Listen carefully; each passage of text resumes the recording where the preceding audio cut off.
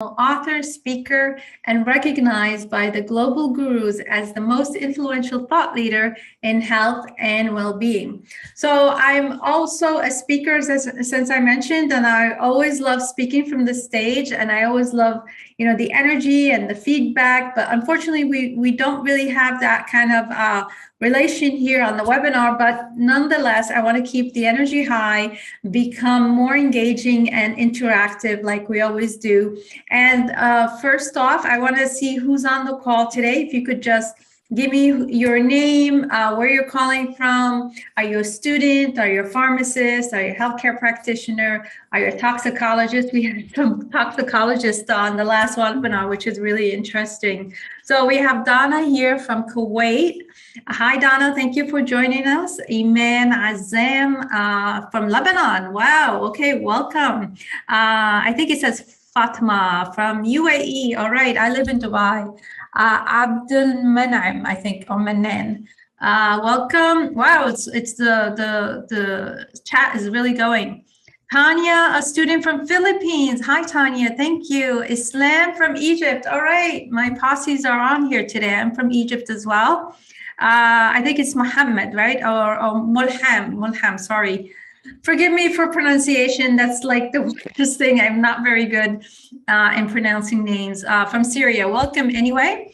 Dr. Sonia from Bangalore, India. Hi, Farm D. Okay, wonderful. Assistant professor. Lily Kami, I think that is. Pharmacist from Lebanon. Welcome, Lily. Thank you for joining us today. I think this is Lul from Yemen, medical student. Wow, okay. Anand from Egypt. Okay, wonderful. Last year in pharmacy. Good choice. Parao, I think that is. Pharmacy student from Kurdistan. Very nice. Fatma as well from Ras Al Khaimah. Fahd, I think, is from Pakistan. Welcome, Fahd Irhab from Tunisia. All right. Wow, we have an international group today. Nourel, I think that is Nourel from Malaysia. Welcome. Oh, student. Very nice. Omar, are you a pharmacy student? Nourel. Okay.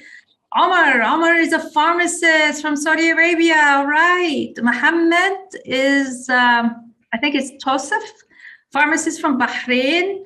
Hannah Gergis.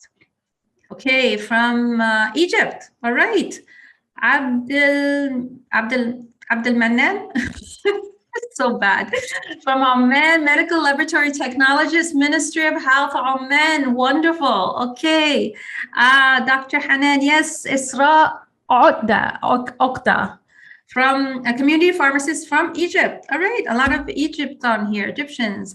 Devendra, India.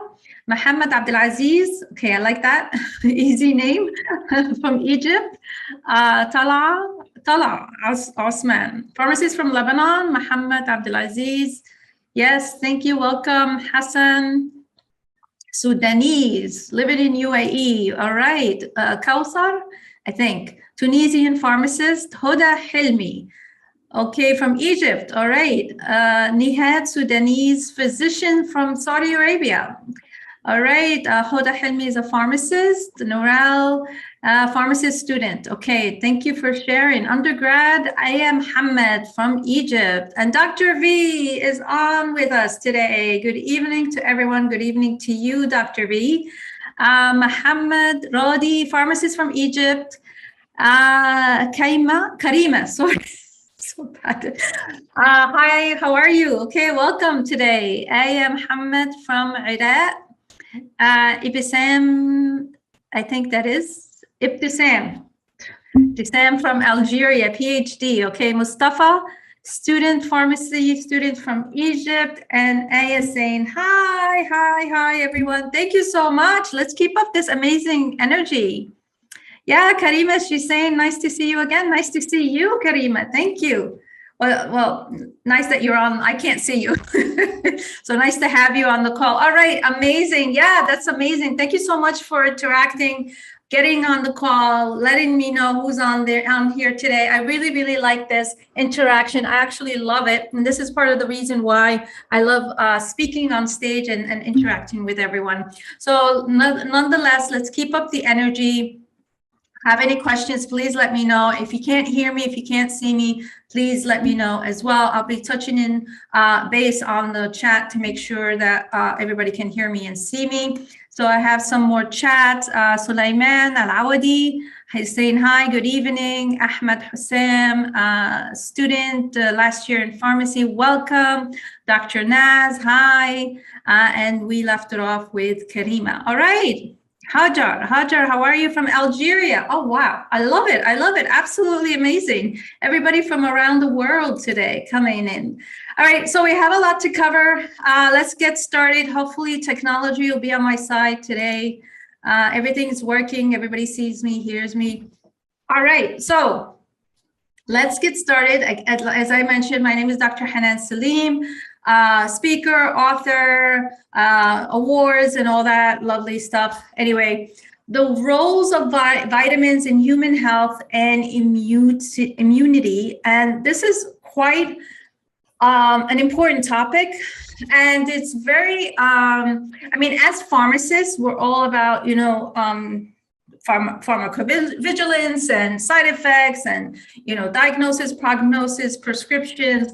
But I think, you know, really, we should, I saw some community pharmacists on here, especially as a community pharmacist, and especially if you want to help your clients perhaps boost their immunity, especially that's the hot topic, right? With COVID and everything, everybody's looking and wanting to boost their immunity to protect themselves really from getting the virus, as well as if they do have the virus, be able to fight it off easily and quickly. So this is really an important topic that as pharmacists, as healthcare professionals, really should have it in their toolbox when they're trying to help their clients and their patients, okay? So that's why we'll be discussing the many important vitamins that are crucial to one's health and immunity, because I feel they both go hand in hand, and many of which are available in natural resources, which we'll be discussing through food and nutrition and the way, perhaps we should call it like lifestyle habits, the way you eat. We'll be discussing with it having to be with your diet and certain groups of foods as well. So it's not, I mean, we will get into supplements and vitamins and the difference in the types and what's best for what. But also, we're also going to be looking at food as resources, a certain diet that you might want to recommend to your clients and your patients as well when they're looking to boost their immunity. But our focus actually today is going to be on the many challenges, for example, that us as healthcare professionals is not really being equipped with proper resources and knowledge to help our patients, that also include a natural adjunctive therapy, meaning that while we're giving the medication to our patients, we want to also think about perhaps what this medication, what vitamins or supplements that this patient might need to supplement because of these medications might be depleting as well. So we want to create a balance and harmony so that we equip not only the patient with the right medications to get the results and the therapy, but also to boost the immunity as well as compensate any vitamins that might get depleted because of it, which is really one of the major things that I want to also point out and focus on as healthcare professionals, because you guys need to be aware of certain medications, if you will, or certain prescriptions that might actually, while you're giving it to your patients, might actually be also depleting certain vitamins, and we'll get all in all of that as well. There's a lot of takeaways today, a lot of information, a lot of knowledge. So my suggestion, if you guys don't have any kind of pen or paper ready or handy, this would be a good time to grab it while we are in the beginning, okay? So really, if everybody, you know, I see Karima and Dr. V and quite a few that always, thank you for showing up on my webinars. But if you guys have noticed, and the newcomers as well, is that I always like to create acronyms so that people, when you go away from the webinar, you're like, oh, okay, what did she say? Okay, 3Ps. Okay, what are the 3Ps? So that it makes it a little bit easy for you to recall the information and be able to actually implement that makes sense as well. So what are the important 3Ps? Here we go, of to vitamins and as well as immunity. So the first thing I really look at vitamins and supplementation use is actually prevention. So, you know, we've always heard that people who are really highly stressed, vitamin D is a good source, or actually people from this part of the region like Dubai and Saudi Arabia and all that, and Bahrain, really hot regions, you would assume that, you know, we have so much exposure to the sun, we don't need vitamin D, but it turns out that actually a large percentage, I mean, the numbers up there, like 70%, 80%, is that we as from the Middle East or MENA region, we really are depleted in this really important resource of vitamin D. So of course, we should always, not only for stress, but just because we're in this sunny area of the region doesn't mean we have enough vitamin D. So the first one is prevention. Prevention is actually a method that we should look at as mitigating the risk, but not participating in that things that would actually predispose us to certain situations with this vitamin depletion.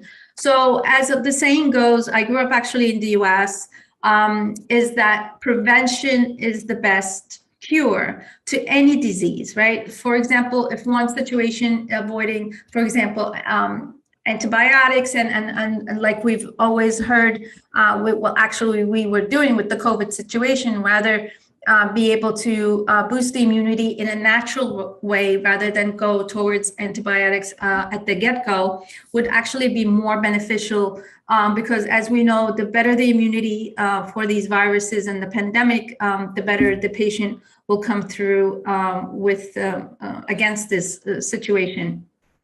And of course, resistance to antibiotics, and of course we want to boost the immunity through natural resources like food, diet, and of course vitamins, which we'll get into in deeper as we go through the webinar today. Also, what's really interesting is a natural way of absorption, because it's one thing to take the vitamins and you know, the right vitamins, even get like, you know, a vitamin screening tests, whether we're talking epigenetics, which is through the hair follicle, or actual blood work. And another thing to be taking this, doing all the effort, taking the vitamin, and then you don't have the proper absorption of the vitamins, right? So there's a certain way and a certain program, perhaps, that through natural resources, like we mentioned, through foods and diet, that we could get the same absorption, if not better, than to go straight away to vitamins as well, that we'll be talking about as a program or as a way or a lifestyle habit that you could start using and even implementing and giving it to your own clients and patients. At the end of it all, what are we doing all this for, right? Why are we taking all these vitamins, boosting our immunity? And it's, of course, the performance. We want peak performance, not only for our body, but our focus, our energy, our mental health, that will also not only boost one's body at its maximum or full potential, but it also be worth noting that this is going to create the productivity, whether we're talking about, you know, finances, whether you're talking about boosting your career or your business and moving forward, because the career or your functioning in your job, for example, is always going to be based on your capabilities and productivity, right? So might as well boost your body, boost your mind, boost your productivity in order to excel in your career as well as in your business. So vitamins are actually really essential. They're non-caloric, they're organic micronutrients, and they're actually they're energy contained in the chemical bonds of vitamin molecules. But our bodies don't really sometimes make the enzymes to break these bonds down and release their energy. Instead, vitamins serve actually as other essential functions in the body. And this is why it's important to say that the best resources or the best resources to get your vitamins and nutrients from is actually from your diet and your food, because your body will easily recognize it, first of all, as it's, yes, this is something I could use. Yes, this is something I can break down. Yes, I have the enzymes for it. And yes, I could absorb it, and the body can use and function with the micronutrients through energy, metabolism, and so forth. Now, with these certain vitamins, that a lot of people, unlike medications, so in medications, like if you use Amaryl 2 milligram and the active ingredient glimepiride, right? Whether we call it Amaryl or glimepiride or any other brand name, and if it's 2 milligrams of this active ingredient and 2 milligrams in the same active, we as healthcare professionals and pharmacists say, okay, they're equal, right?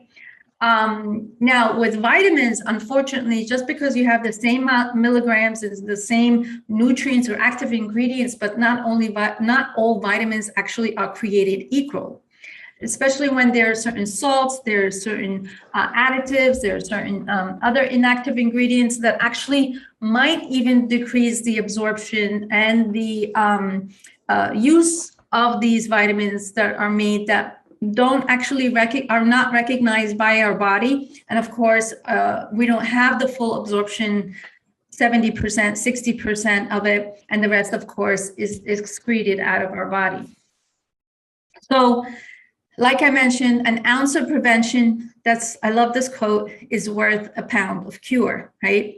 And as we know, the best cure out there for any of these conditions that we're familiar with that are leading, unfortunately, in the death rates around the world, like cardiovascular disease, diabetes, high blood pressure, cancer, and so on and so forth, actually, these particular conditions, even obesity, the best is to prevent them in the first place rather than have them and try to address them with certain protocols that we use in healthcare. And then, of course, we get the yo-yo results, and then we have issues with trying to manage the condition in the long run. So there are actually two classifications of vitamins, and that is water soluble and fat soluble. So quite a few points that I want you guys to understand about vitamins. Obviously, these two classifications, and actually another point is whether vitamins are water soluble or fat soluble actually can affect their function and their site of action. So water soluble vitamins often act in the cytosol of cells, meaning the fluid inside of the cells, or in the extracellular fluids such as the blood. The white fat soluble vitamins play roles such as protecting cell membranes from free radical damage, or acting within the cell's nucleus to influence gene expression as well. So in a nutshell, I guess if you guys have any, your phones ready or anything, if you want to take a quick picture, this kind of lays it out easily for you. And you could see that when we're talking vitamins, we're either talking water soluble or fat soluble. So with the inclusion of the water soluble vitamins, these are primarily your B vitamins, your B1, B2, which is your riboflavin, niacin, B3, biotin, pantothenic acid, vitamin B6, folate, and vitamin B12, as well as vitamin C. With your fat-soluble vitamins, these include vitamin A, D, E, and K, okay? But there is one major difference between water-soluble that you should consider and fat-soluble vitamins is the way they are actually absorbed in the body that we mentioned earlier. So actually, water-soluble vitamins are absorbed directly from the small intestines into the bloodstream. The fat-soluble vitamins are first incorporated into what we call the lipoproteins, along with fatty acids, and transported through the lymphatic system, and then to the bloodstream, and then onto the liver. So even their pathway not only in absorption, but in functioning to get the benefits from these micronutrients are very, very critical, whether we're talking water soluble or fat soluble vitamins. And you'll see in a minute when we talk about the way we take these vitamins in through diet and food resources is important, that we actually separate what we call the categories in order to get the best absorption of that particular food. And we'll talk about that in a minute. So here's another information chart that is worth noting for you guys. So water-soluble vitamins, like we mentioned, are B vitamins and vitamin C, and these absorption is directly into the blood. They travel freely, and they circulate freely into water-filled parts of the body, hence the bloodstream. The kidneys actually detect and remove them, the excess of it into the urine. And of course, the toxicity levels, and possible to reach toxicity levels when consumed from supplements rather than from food and diet, which we'll talk about as well. And the requirements are needed in frequent doses, perhaps 1 to 3 days to have a loading dose, if you will, and then, continuous use to get the full effect of the vitamins. The fat-soluble vitamins, as we mentioned, is the vitamins A, D, E, and K. These are first introduced into the lymphatic system and then to the blood, right? And they actually require protein carriers. They're stored in the cells and they're associated with fat and less readily excreted in the body, excreted out of the body, I should say, and tend to remain in fat storage sites, and likely to reach actually toxic levels, of course, because of the inability to excrete or remove it quickly from the body, especially in the fat storage sites. And it's needed in actually periodic doses, perhaps weeks or even months to get the full effect. So minerals is actually worth mentioning because a lot of the vitamins or supplements, if you will, would always include vitamins and minerals. So also there are two categories in the minerals, which is the major minerals and the trace minerals. And the major minerals include the sodium, the potassium, the chloride, the calcium, the phosphorus, magnesium, and the sulfur.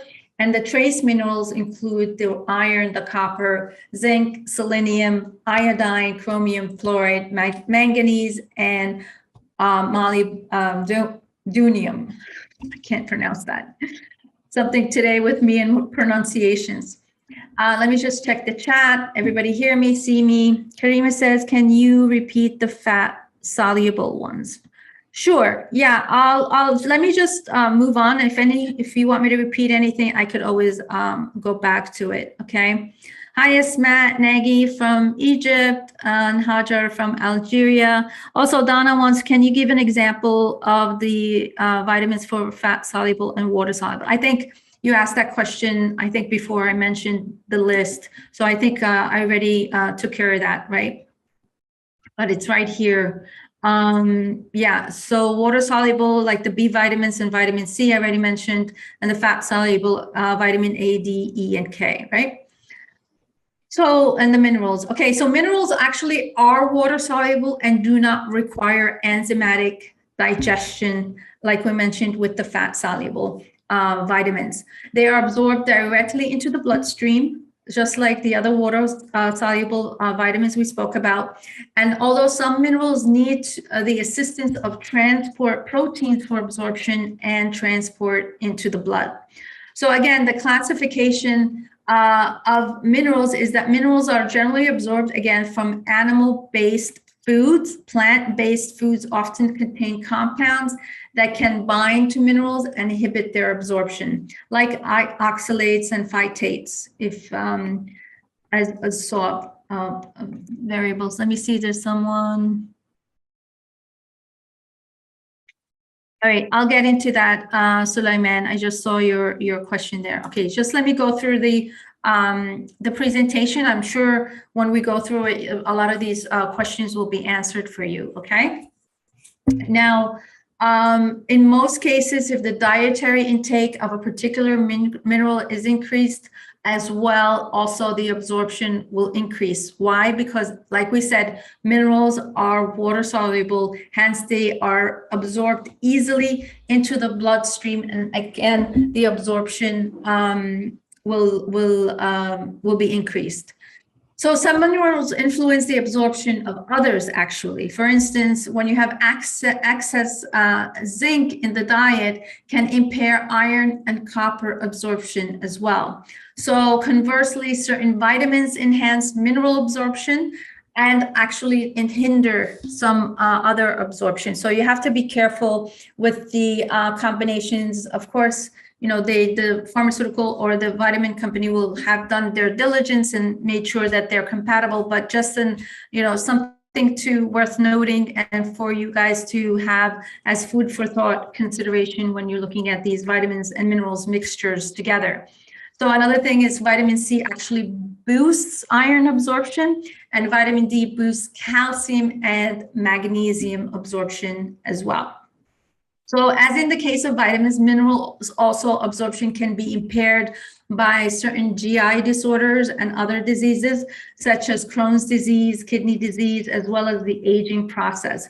And thus people with some malabsorption conditions and in the elderly also are at higher risk for mineral deficiencies. Okay, so these are just food for thought, if you will, when we're talking about minerals and vitamin mixtures as well as considerations. So this one is actually is very important for you guys as healthcare professionals, especially the pharmacists on here. So consider perhaps taking a quick photo of this particular slide, is because it lists actually certain drugs, certain prescriptions, if you will, that will create a decrease in nutrient deficiencies, and might be food for thought for you guys to consider, to also recommend to your client or your patient to take certain vitamins. Like here we have the antacids and the ulcer medications, like Pepcid, ranitidine, Prevacid, or pantoprazole, or any of that. They actually have nutrient deficiencies with vitamin B12, folic acid, vitamin D, calcium, iron, and zinc. Of course, the potential health problems is, of course, anemia, depression, tiredness, weakness, cardiovascular risk, birth defects, of course, if the mom is pregnant, and of course, the list goes on and on. So make sure you take a quick snapshot of this, because it's really important when you understand that there are certain drugs or prescriptions that will deplete certain vitamins, and at the end of it might create more harm than good if the patient doesn't supplement these particular vitamins. And again, antibiotics, especially neomycin, streptomycin, cephalosporins, penicillins, tetracyclines, and gentamicin. Again, the nutrient deficiencies for those is vitamin B vitamins, vitamin K, calcium, magnesium, iron, vitamin B6, and zinc. And the cholesterol drugs, Lipitor, Crestor, Zocor, and other statins, if you will also decrease coenzyme Q10. Antidepressants like Pamelor or nortriptyline, a lot of the thorazines and other serotonin antidepressants also will decrease coenzyme Q10 and vitamin B2. Female hormones like birth control pills, actually estrogen hormone replacement or oral contraceptives will decrease vitamin B6, folic acid, B1, B2, B3, all of your B complex, if you will, B6 and B12, as well as vitamin C, magnesium, selenium, and zinc. And in the long run, this is where if the depletion and the patient is more susceptible to, for example, depression, then you compound that with the depletion of these vitamins, and then the hormone pills, of course, you're going to get the deep depression and other side effects we really don't want our patients and clients to experience. Okay. So I like this, what I call a predictable program. Okay.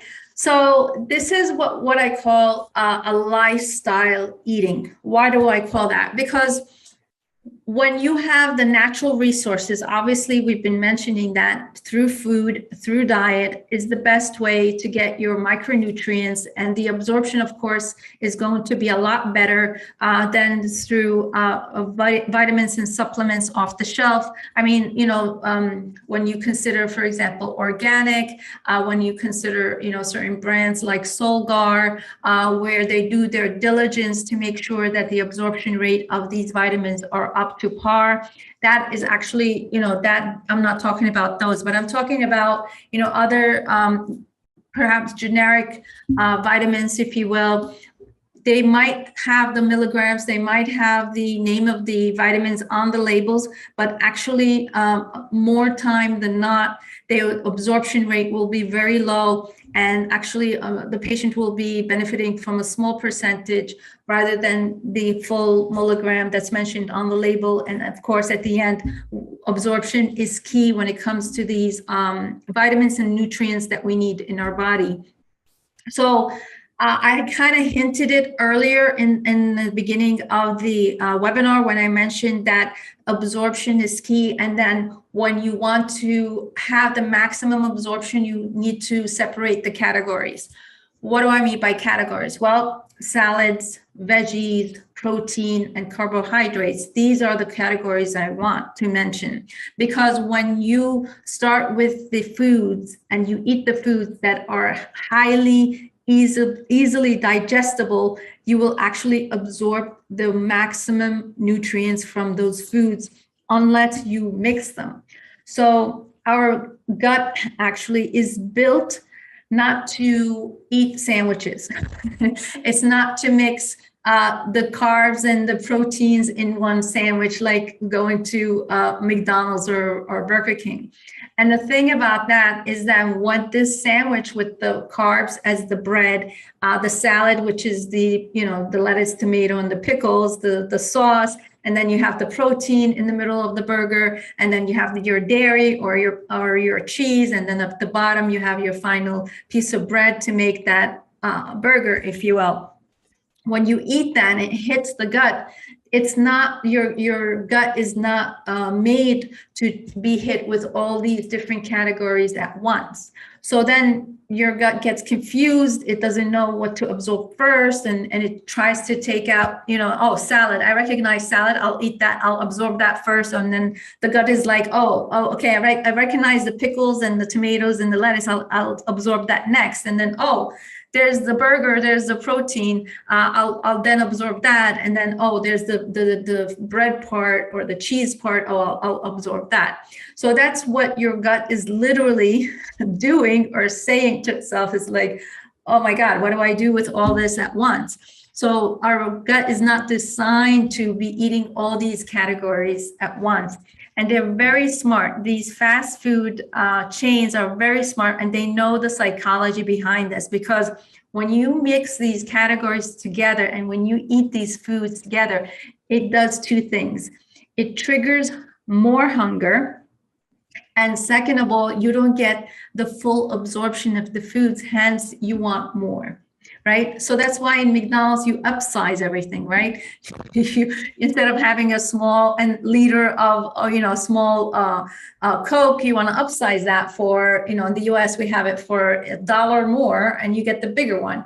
Or the burger and getting the double cheeseburger, or you want to add fries with that, right? Because then McDonald's, instead of, they advertise as having $5 meal, by the end of, because of the triggering in your mind of the mixing of the foods, all these different categories, it triggers you to buy more, have the dessert, have the milkshake, have this and that. And hence, by the end of it, you go in for a $5 meal, you're leaving with a $15, $20 purchase that's not going to do any good for your nutrients, obviously.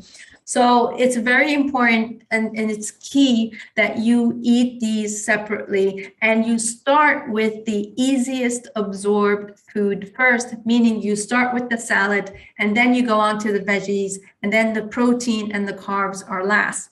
And if people not people, clients or patients come in and they have an obesity issue, and then again they have the diabetes, for example, you might recommend something like this, because by the time you get to the carbs, you have eaten the salad and you're already full, the absorption is done, your body is actually benefiting from the nutrients, hence the trigger of the hunger and eating more and upsizing and all that is kind of brought down to a minimum. Right. So sometimes people say, well, I don't have all 4 categories in one meal. Okay, like let's take the American meal, right? And what do you call it?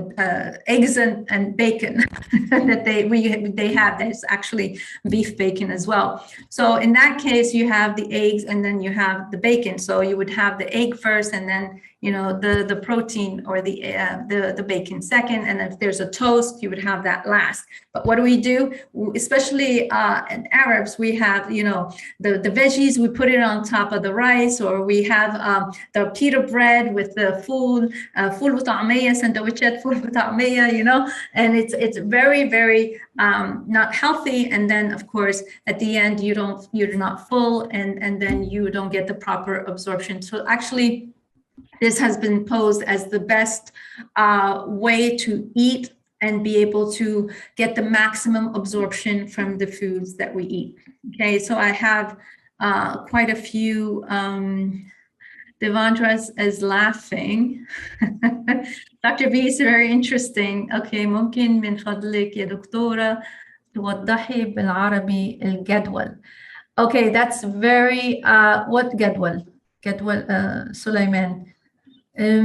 Just let me know which jadwal you're talking about. So the risk of toxicity is more related to fat soluble vitamins, as our body can not. Yes, Peter, I think that is. Isra, so Dr. Vegan or plant-based diet, people need to take minerals in pills or something. Okay, so it depends, right, on their the plant-based diet, right, because it's really general. So if they're going to be focused on high energy producing, fast absorption diet, plant-based diet, then I've seen people who are just on plant-based diet are doing really, really well with their immunity. So that is a bit general there. Why abs decrease? I don't understand that question. All right, so guys, let me move on. Generic vitamins can be harmful in our body if we take it. Okay, that's a big jump, Donna. That's not what I said, but I'm just saying you have to do your homework, make sure that the certificate of analysis as a healthcare professional and all that back end, and the tests and the analysis information is there for you to make that judgment, okay? But I know for sure certain organic vitamins, they do their diligence to create that which is mostly absorbed as supplements. Tanya saying marketing strategy at its best. This is a very interesting information. فول وطعمية, absolutely stay away from that. بتيس على طول زي ما بنقول في مصر. الجدول السابق يا دكتورة. Okay, let me look into that. Reneem is saying a lot of people believe that you should consume protein with carbs to reduce insulin spikes. No, I would definitely not mix anything protein with carbs. Okay, I would definitely because the body and the gut is actually made to absorb and break down one food at a time, not all different categories at once. Can being vegan harm your health because you're not getting all the nutrients? Nope, it cannot harm your health, but then again, your food choices should be what you need, and of course, for energy and your body to function and its organs to function at its maximum. Okay, there's a lot of questions here.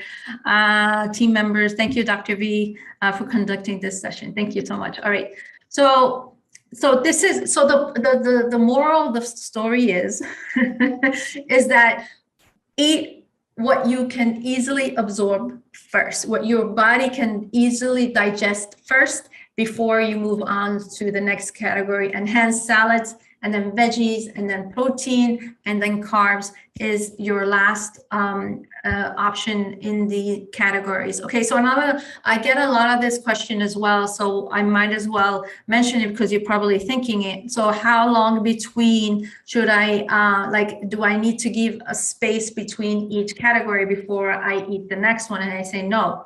Just like your regular eating your meal, you finish your salads, you move on to your veggies, you finish your veggies, you move on to your protein, you move on to your carbs last, okay? It's not, there is no proper timing or spacing in between. Is that, you know, by the time you're on to the next, your stomach is already doing its job, doing absorption of the first category that you did. And actually, it speeds up your metabolism also. And it's once your absorption is focused at one thing at a time, of course, your micronutrients is at its max as well. All right, so here's also, this might answer a lot of everybody's question, which is the vegan versus plant-based versus, you know, protein versus this or that. I think this will answer everybody's question, which is pretty much what you should look for is a high protein, low carb diet. Okay, and since we're talking about vitamins and immunity boosting foods, and of course using that category lifestyle of eating, then this would actually go well hand in hand, and this will actually put everybody's mind at ease. And that is, you want to focus on bodybuilding foods, meaning protein-rich foods that are involved in growth and repair of the bodies. And this could be from ground nuts if you're a vegan, or if you don't eat any meat, or you could have meat, eggs, fish, milk, and beans. Okay. So you want to also look at energy-giving foods that are rich also in fats that produce energy for our daily activities, okay, which is wheat, rice, millets, potato, yams, arrowroots, and fats, and other natural oils. And then also you want to look at protective foods. What do I mean by protective foods? These are the certain foods that have the vitamins and minerals rich foods that build up the body's immune system, like fruits and vegetables. Okay, so if we combine this high protein, low carb diet with the way we're going to eat these foods in the category separately, then your body will absolutely love you, because it will get the nutrients it needs, the energy it needs to actually optimally function all the body's organs and keep you alive. All right. So what are the, on our last P actually is, we talked about preventative, we talked about the program, which we discussed how to eat and what foods to focus on, which is the high protein, low carb diets. And this is our last P, which is the benefits of high performance. And this is important because when your body is at its optimal performance, hence through the absorption of the nutrients that it needs, then your actual productivity, your vitality, your energy, your flexibility and tonality of your muscles, it becomes more painlessness. You have flexibility. Your body is able to rest and rejuvenate easily and quickly, including the cells.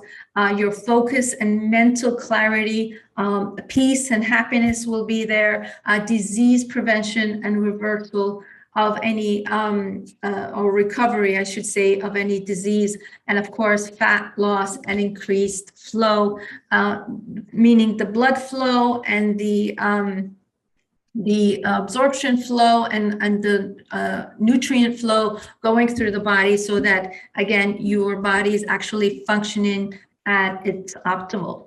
So one of the major things that kind of also affects and depletes our body is stress. And we've all been through it. We recognize stress, but it's worth mentioning because there are three compounding situations that we get into once we allow this stress to go on for a long period of time. And of course, it's energy depleting, weight gaining, and of course, disease causing factors. And this actually, because whether we like it or not, whether you're living in a low pollution area or a high pollution area, toxicities in our environment are around us every day, whether we like it or not, whether we're talking through our Wi-Fi, the electromagnetic fields because of the Wi-Fi and everything else, and of course the carbon dioxide and all that. These are all in our environment, so we're all susceptible to the toxicities. That's not even including, we're not even talking about the food hormones and the preservatives and everything else that's actually being produced in everything we eat, okay? And of course, once we compound that now with the deficiencies that we have in our bodies because of whether it's through the the lifestyle eating habits that we're using, combining all these different categories together, we're eating the more carbs and the high protein, that our body is not getting all the energy sufficiencies to produce the immunity that we need, and of course the poor lifestyle strategies that we spoke about, McDonald's, fast food, and things like that. Okay, and mahshi for people who are like me who love a good plate of mahshi. So stress depletes the following micronutrients, and actually, if you're under a lot of stress, you might be, or a lot of your clients or customers or even friends and family that you see that are stressed might want to consider to increase these micronutrients in their diets, okay? And these are actually, you will also notice certain symptoms.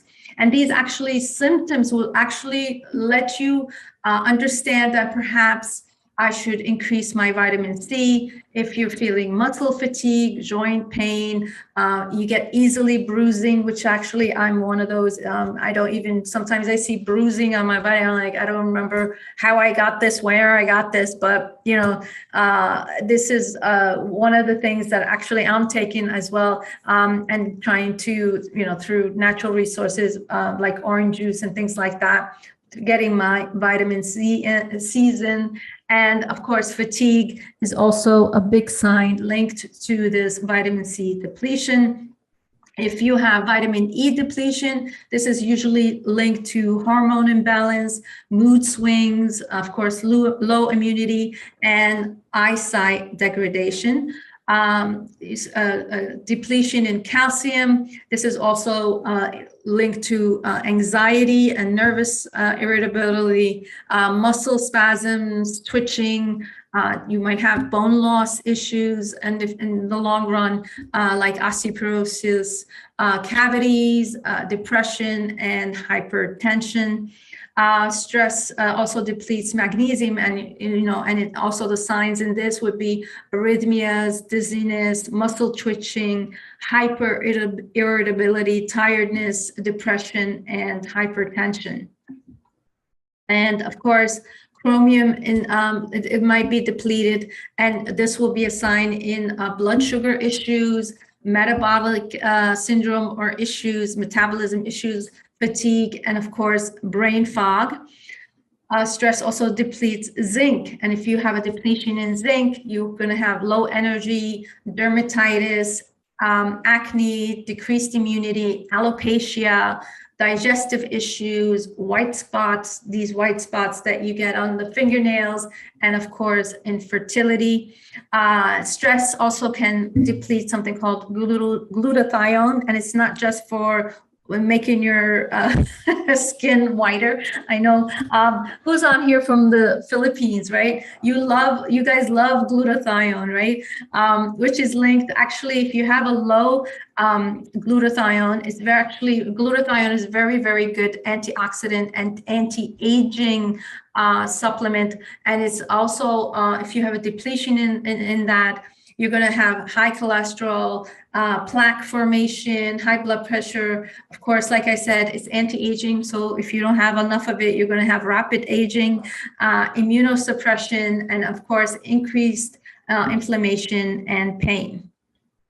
So in conclusion, I wanted to mention that by applying the lessons and this information, I hope everyone was able to, take some photos, write some information on this that really is important. This is the minimum that you guys should have in your toolbox while you're helping your clients and your patients, especially if they have any secondary conditions like diabetes, and then they need to look for certain vitamins to help them with their, their immunity as well as their eyesight and everything else that goes along as secondary symptoms, if you will, from the condition. So we have identified on the webinar today, and by capitalizing on the 3 Ps, using preventative measures and leveraging on the lifestyle program that we spoke about to get the nutrients we need and the fastest and most absorption of those nutrients, and supplementing the body due to stress, what certain vitamins you should consider, especially if you have a condition or under a lot of stress, and how the symptoms, you could understand from the symptoms what actual certain vitamins that can be depleted that you could supplement. And we also learned from our experiences that vitamins and boosting your immunity, especially during the COVID pandemic, as we mentioned, can optimize your health goals into reality.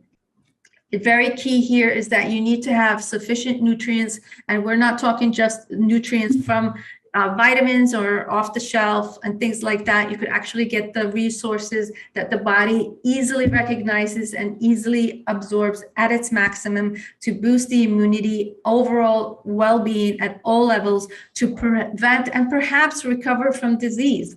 Your high performance will also optimize your career, even your physical health, across all of your life. You need to develop the proactive control over your mental health and physical health by taking precautions and proper vitamins under stress and beyond.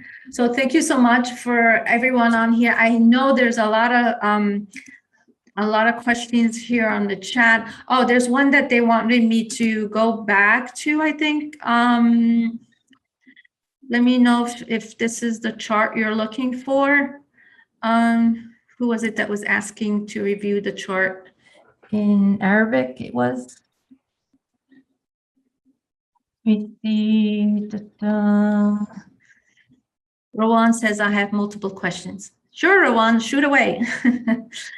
Al-Shaima, can you repeat the thing that will help with anti-aging, please? Anti-aging, glutathione. So glutathione is actually produced naturally in your body. And the way you increase it is through all green foods and vegetables, okay? Like green leafy fruits, vegetables, I should say, that like, and even avocado is very good. So while you might have a depletion in the glutathione in your body, don't try to buy it off the shelf, the glutathione, because it's really, I don't want to say, it's bad, but it's not going to be as well as the natural producing glutathione you already have. And all you have to do is just eat more of these green vegetables or leafy vegetables, and this will automatically boost your glutathione in your body, creating the anti-aging properties, the elasticity of the skin, you looking younger, and of course, being able to, those cells to regenerate quickly and recuperate. Is there a correlation between vitamin intake and weight gain? Yeah, I heard that a lot as well. Certain vitamins are going to يفتح الشهية, right? They say, or open your appetite, if you will. So look, I would not go with those rumors because it's not the vitamins that are going to create weight gain. It's your habits, okay? Let's be honest and truthful here. So if you're going, and I think it's just an excuse for people to eat, oh, it's the vitamin I'm taking that's making me eat, right? So it's always easier to blame the vitamin than to blame your appetite and your diet and your lifestyle of eating. So actually, I believe that if you go with the program that we spoke about, the lifestyle program, with eating the salads, the veggies, the protein, and the carbs last, that's going to forget about any diet out there, forget about, the New Year resolution, trying to avoid the chocolate or try to avoid this or that. Just in that, I've seen many, many people lose the weight, and they were easily able to implement this lifestyle program without the psychological, thinking like, oh, I'm on a diet. No, I shouldn't eat that. And then, of course, when you crave that which you don't want to eat, you're going to eat more of it, right? So this avoids all the psychological havocs that we get into when we're on a diet. Just go make it a lifestyle system that you're going to use and be able to implement, and then you forget about any diet or any confusion or any situation where you get into blaming vitamins for eating too much, right? So Marwa says, thank you so much. I have applied the stress release technique, counting backwards from 100 to 1 before my interview, and I was calm and did well. Thank you. Oh, yes. Okay. So you were on our last webinar where I was talking about the 3Bs. All right. Very good. Thank you for your feedback on that, Marwa. Thank you. Donna says, is it good to take vitamins for the skin? Yes, vitamin E is very good. Glutathione is very good. But like I said, try to use the foods that through the vitamins and the micronutrients through your foods, rather than, and then unless you're actually getting good vitamins, like the ones I spoke about with the organic, and absorption rate is better. Suleiman, relationship with COVID and vitamin and zinc. Yes, so Suleiman, I did mention about the immunity and COVID. It's really, whether you call it the immunity diet, sometimes I even call it the COVID diet. So just to show you how important it is to go on that, which is a protein, high protein diet, high protein, low carb diet, is really, should be your focus rather than just focus on one particular vitamin over another. But yes, vitamin zinc and vitamin D, of course, they are all helpful because of the stress on the body if case they have COVID. Abdullah says, soluble in water, should take it before food. Yeah, so an hour before food or 2 hours after food. So it's best if we take it on an empty stomach. I think this is what you're getting at. Ismail Hussein is saying, could you show me the 2 slides before that chart? Okay, 2 slides before that chart. So let me see. I think you guys, there's so many charts. So 2 slides. So I'll go through the slides, you guys. If you want to take a picture really quick, right? So here we're talking about the 3 Ps, prevention, the program, the lifestyle program we talked about, and the performance. Here we talk about the water soluble, fat soluble, everything that we spoke about. What are the differences between the two? Here's the chart of the breaking down the vitamins from water soluble and fat soluble, and it lists the vitamins for you. Okay. And again, we have here this layout that makes it a bit simple. The route of absorption, the toxicity, the transport, and of course the requirement of the vitamins. We spoke a little bit about the minerals, the 2 types of the minerals. I even gave you a list on that, as well as the difference of certain minerals and their classification, how they're absorbed. Plant-based foods contains that can bind to minerals and inhibit their absorption. We spoke about the phytates and oxalates. So if you want to take a quick screenshot of that, it's for your reference. This is I think it's a very, very important chart for pharmacists and healthcare professionals for you guys on here to consider if certain patients are taking antacids and ulcer medications, antibiotics, cholesterol drugs, antidepressants, and of course, hormone replacement for female hormones like oral contraceptives and birth control pills. These would be considered to be given to them if they are taking these certain medications. And of course, we talked about the program and the reason for it and the absorption and why the gut doesn't mix doesn't like the mixing of these categories because then you're hungry. And of course, you don't get the full absorption of the nutrients of those foods.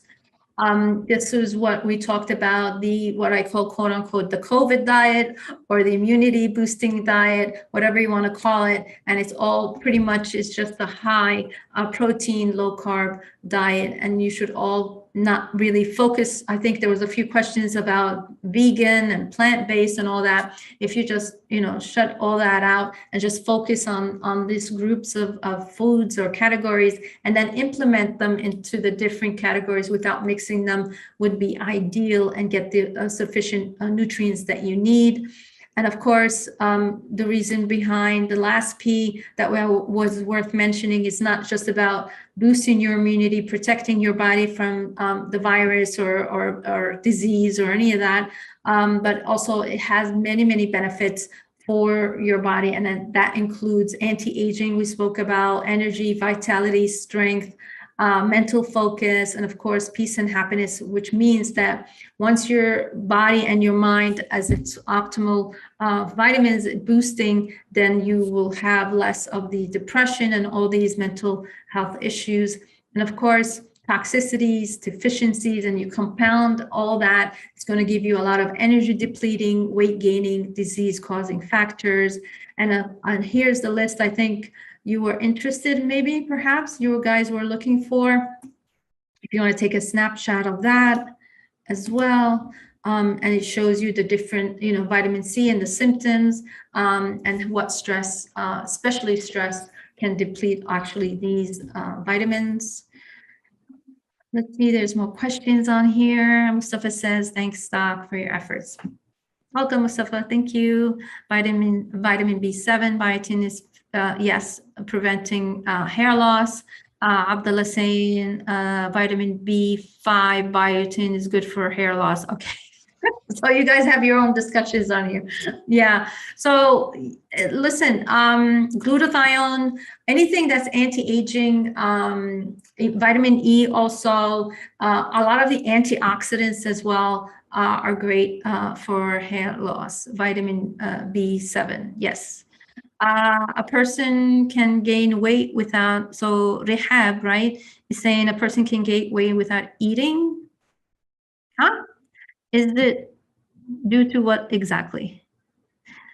Oh, I don't understand that. No, you eat, Rehab. What I'm saying is don't overeat. So, okay, I think what you're trying to say is overeating is going to gain weight, I guess. Yes. So what I'm saying is, without thinking about any diet or anything like that, or worrying about what vitamins is going to make you want to eat more, because we were discussing that, it's really just focusing on this lifestyle program. I promise you, if you want to lose the last 5, I lost 30 kgs. Wow, just so you know, I lost 30 kgs in 6 months. Just from this lifestyle program. It's very powerful. It's simple, but believe me, when you start doing it, it's a bit hard. You're like, oh, but full بطعمية, How could I not have full بطعمية, So, or like baby basturma, like Egyptian foods and stuff, because I know, but try it. It really, really works. I know it's going to be difficult in the beginning to remove your basturma from your egg, but it's really worth the while. Your focus, your energy, once you try it and once you get the benefits of it, trust me, you don't want to go back to any other way of eating. It's going to be difficult at first because you love certain foods in a certain way, but give it a go, give it a try. I think it was, what is it?